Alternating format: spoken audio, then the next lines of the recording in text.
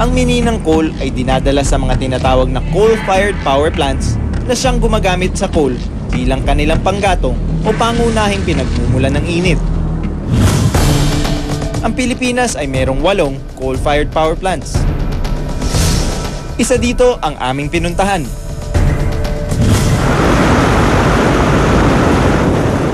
Ito ang Team Energy Corporation Pagbilao Power Plant.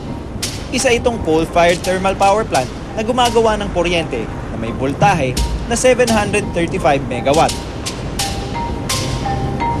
Kumukonsumo sila ng tinatayang 4,000 hanggang 5,000 metric tons ng coal sa isang araw.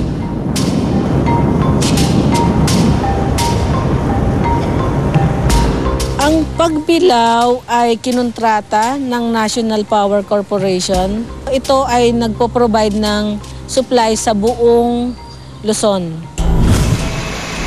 Paano nga ba ginagamit ang coal sa paggawa ng kuryente? Ang coal ang nagsisilbing panggatong ng mga planta upang painitin ang tubig sa tinatawag na boiler. Ang high temperature steam na inilalabas ng mainit na tubig ang nagbibigay ng pressure na nagpapaikot sa mga turbina na nagpapaikot sa electric generator na gumagawa ng kuryente. Ang ating kuryente, dinadala natin sa tinatawag nating WESM, yung pong Wholesale Electricity Spot Market, na yun po ay isang market ng mga produkto ng mga power plant operators. From the WESM, ito po ay kinukuha ng ating mga power distribution companies like ng Meralco at saka iba pang mga kooperatiba. So yan po ang nagiging outline kung paano tinutulak at sinusupply ang produkto ng mga power plants papunta sa ating mga consumers. Ang power plant mix po by fuel type for 2011, batay po doon sa aming data, natural gas po ang nag-provide ng 58.5% ng supply. Sinundan po ito ng coal na nasa 28.4%. Bukod sa nagmimina tayo ng sarili nating coal, bumibili rin tayo sa ibang bansa tulad ng Indonesia at Vietnam. Mga ginagamit nating material, metal, ay gumagamit ng enerhiya para mamina, para ma-convert from minerals to metals. Sa Palawan, binisita ni Doc Nielsen ang Coral Bay Nickel Corporation kung saan pinoproseso ang nickel. Dito, gumagamit din sila ng coal mula sa Indonesia.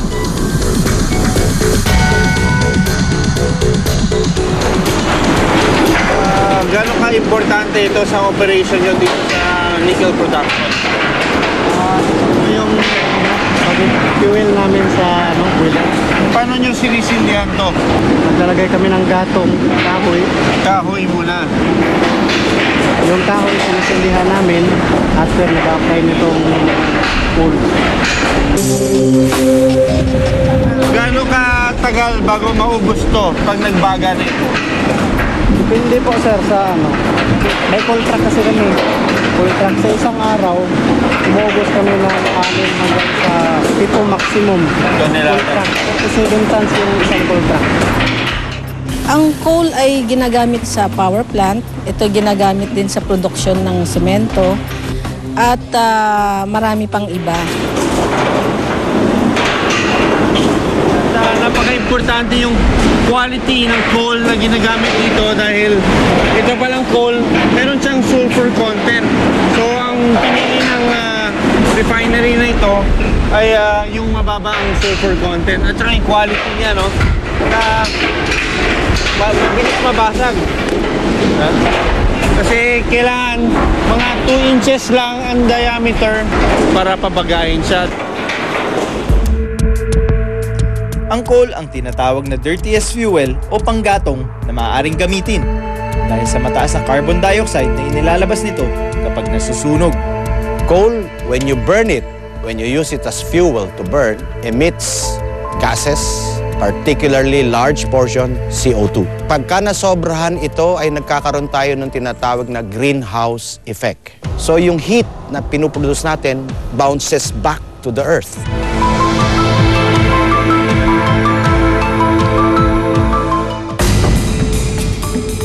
Pinakamababa siguro ang presyo ng coal sa mga sustainable source of energy. Yung sinasabi nilang mura yung kuryente galing sa coal, sino ang nagbabayad ng polusyon na nanggagaling sa coal? Walang iba, kundi ang lipunan.